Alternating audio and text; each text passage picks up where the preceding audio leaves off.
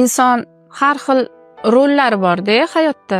Masalan, yana aytaman, ayol kishilar asosiy auditoriyam bo'lgani uchun ideal ona, ideal ayol, ideal kelin shunaqa rollarni o'ynashga harakat qiladi. O'zini haqiqiy menini esdan chiqarib qo'yadi. Qachon inson haqiqiy bo'la oladi?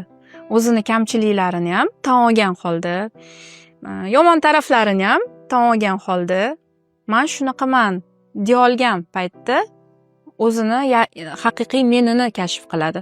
Haqiqiy inson, haqiqiy men qachon paydo bo'ladi? Qachonki noqulay, haqiqiy vaziyatlarni tan olganimizda. Masalan, men charchadim deysham, haqiqiy o'zim bo'lish. Men charchadim, buni tan olish o'zi ham haqiqiyligingiz.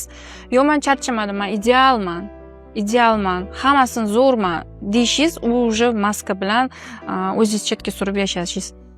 Tan ola bilish, yo'q deb ayta olishingiz, yomon ko'rinib qolishdan qo'rqmasligingiz, bu haqiqiy men bo'lib yashash.